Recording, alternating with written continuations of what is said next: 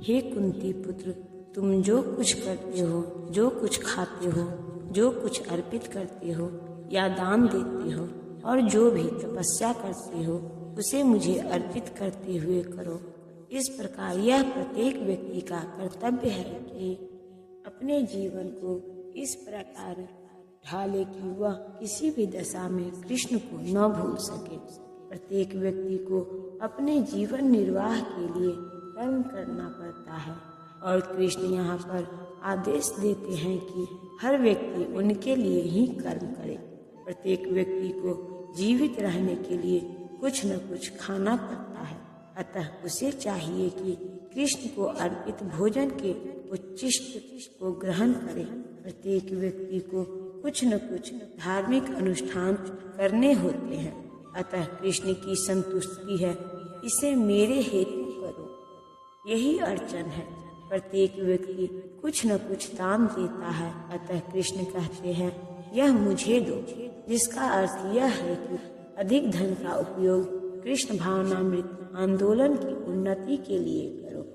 आजकल लोग ध्यान विधि के प्रति विशेष रुचि दिखाते हैं, यद्यपि इस युग के लिए यह व्यावहारिक नहीं है, किंतु यदि कोई 24 घंटे हरे कृष्ण का जाप अपनी माला में करे तो वह निश्चित रूप से महानतम ध्यानी तथा योगी है, जिसकी पुष्टि भगवत गीता के 6 अध्याय में की गई है।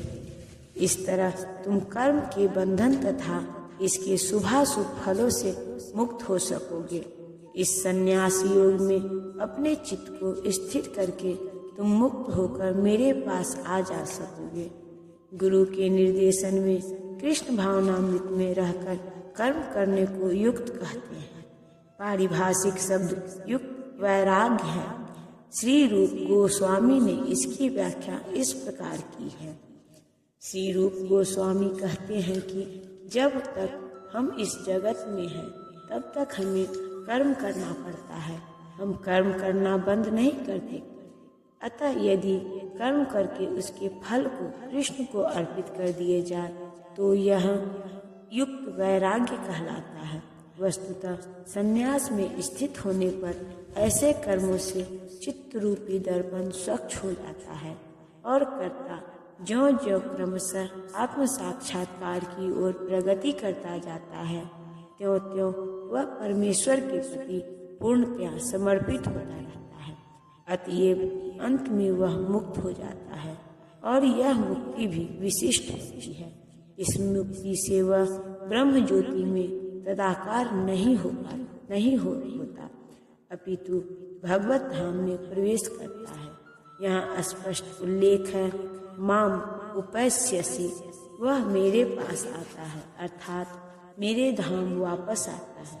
मुक्ति की 5 विभिन्न अवस्थाएं हैं और यहाँ यह स्पष्ट किया गया है कि जो भक्त जीवन भर परमेश्वर के निर्देशन में रहता है वह ऐसी अवस्था को प्राप्त हुआ रहता है जहाँ से वह शरीर त्यागने के बाद भगवत धाम जा सकता है और भगवान की प्रत्यक्ष संगति में रह सकता है। जिस व्यक्ति में अपने जीवन को भगवत सेवा में रत रखने के अतिरिक्त अन्य कोई रुचि नहीं होती, वही वास्तविक सन्यासी है।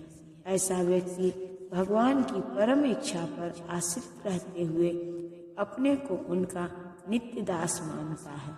अतः वह जो कुछ करता है भगवान के लाभ के लिए करता है। वह जो कुछ कर्म करता है भगवान की सेवा करने के लिए करता है। वह सकाम कर्मों या वेद वर्णित कर्तव्यों पर ध्यान नहीं देते।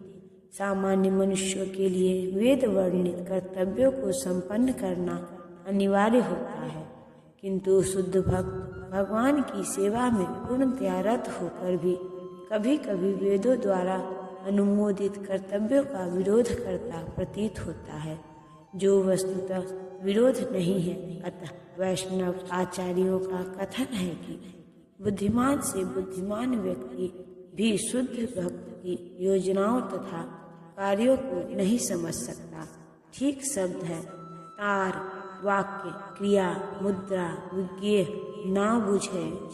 इस प्रकार जो व्यक्ति भगवान की सेवा में रत है या जो निरंतर योजना बनाता रहता है कि किस तरह भगवान की सेवा की जाए, उसे ही वर्तमान में पूर्णतः मुक्त मानना चाहिए और भविष्य में उसका भगवत धाम जाना ध्रुव है।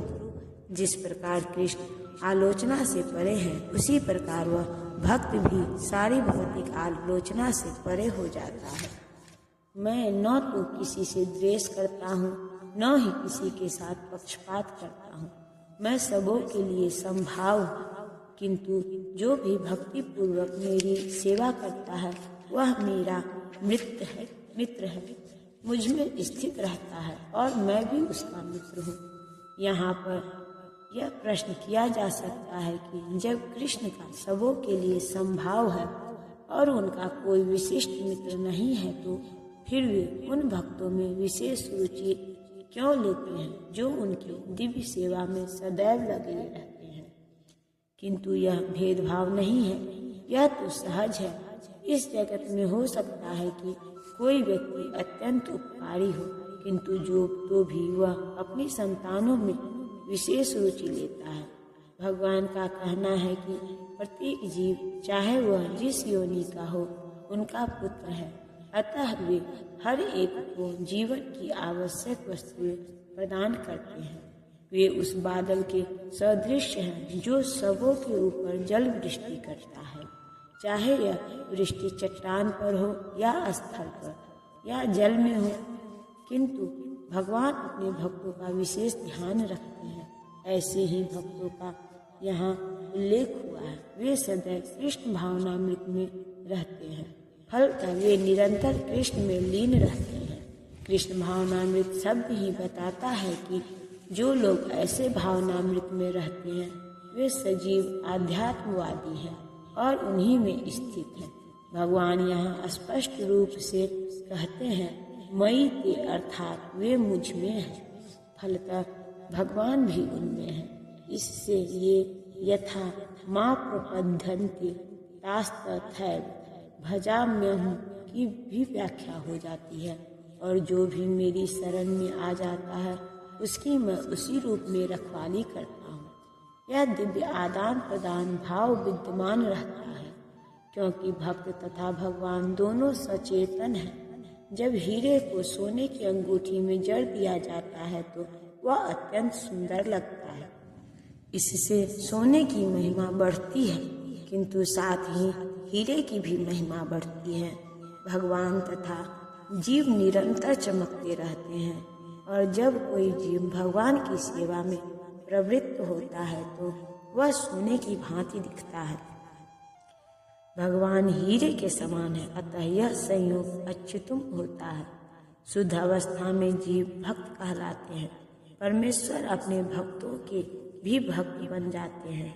यदि भगवान तथा भक्त में आदान प्रदान का भाव न रहे तो सगुणवादी दर्शन ही न रहे। मायावादी दर्शन में परमेश्वर तथा जीव के मध्य ऐसा आदान प्रदान का भाव नहीं मिलता, किंतु सगुणवादी दर्शन में ऐसा होता है। प्रायः यह दृष्टांत दिया जाता है कि भगवान कल्प वृक्ष के समान है और मनुष्य इस वृक्ष से जो भी मांगता है भगवान उसकी पूर्ति करते हैं। किंतु यहाँ पर जो व्याख्या दी गई है वह अधिक पूर्ण है। यहाँ पर भगवान को भक्त का पक्ष लेने वाला कहा गया है। यह भक्त के प्रति भगवान की विशेष कृपा की अभिव्यक्ति है। भगवान के आदान प्रदान भाव को कर्म के अंतर्गत नहीं मानना चाहिए।